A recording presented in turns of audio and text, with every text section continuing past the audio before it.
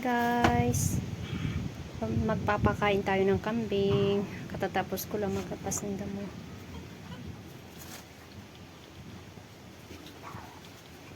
So ayan yung nag-iisa nating kambing. Isa lang yung natira. Tapos ayan yung ating mga manok, nag-aantay sila sa kanilang amo.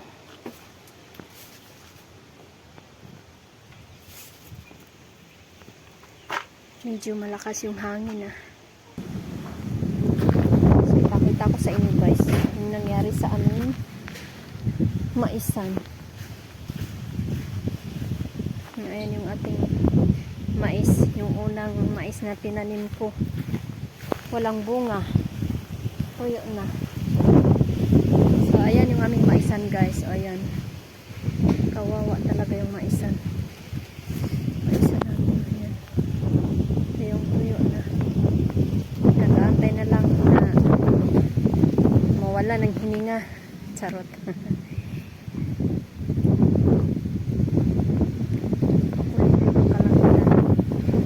Kahapon ganito rin siya guys, makulimlim yung kalangitan, tapos hindi rin naman umulan.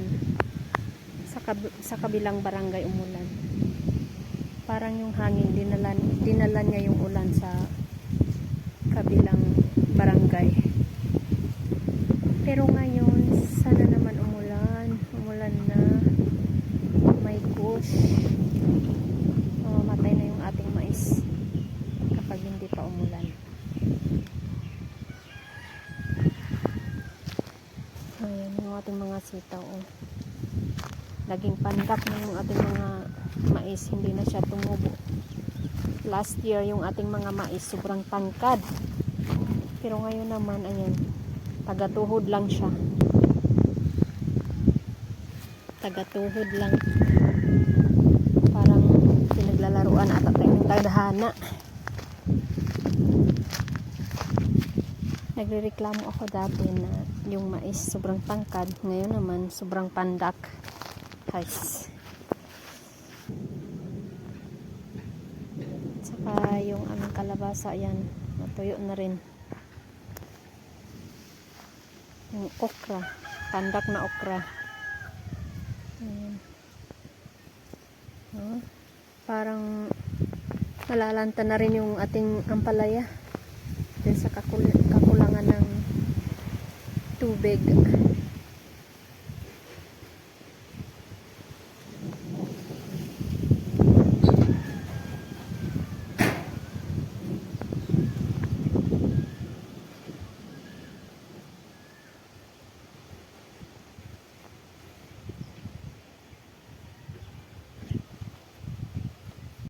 Ayan, nagtanim ako ulit ng kalabasa.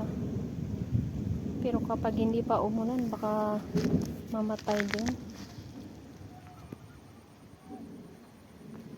Ayan, araw-araw dinidiligan para hindi matuyo.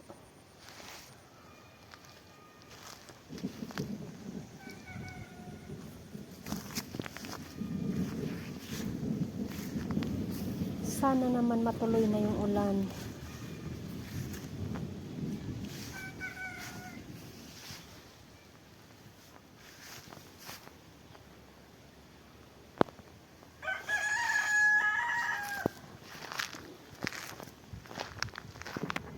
Yung ating Baguio beans, hindi rin tumubo lahat.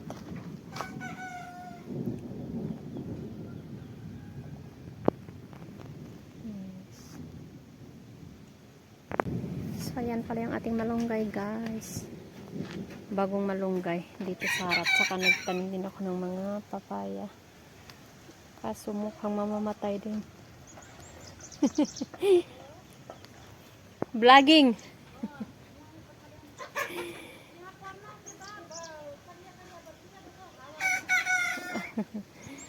Yung kapitbahay na may kausap na naman sa phone.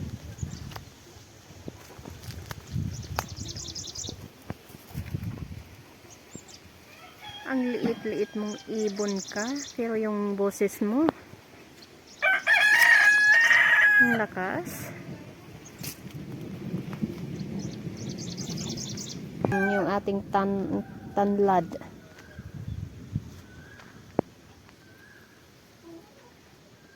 Pansahog natin sa tinolang manok.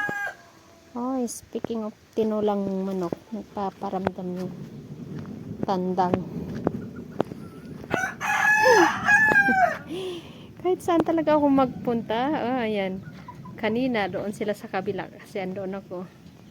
Ngayon naman, dito sila. Siguro, naubos na naman yung kanilang pagkain. Matsik nga. Nakaubos na yung kanilang pagkain. Ubos nga. So, ayan. Kaya pala, kahit saan ako mapunta, doon din sila nakatingin. Kasi naubos yung kanilang pagkain. Ayan. Lah. Oh. Antay sila. So, ayan. Wala lang. Parang hindi na naman tutuloy yung ulan. Ano ba yan? Nakakabitin. Akala ko ba uulan na para madiligan yung ating mga halaman. Pero ayan. Katulad kahapon. Makulimlim lang siya. Ayan, katatapos ko lang maglinis dito sa loob ng bahay sa ating munting kusina.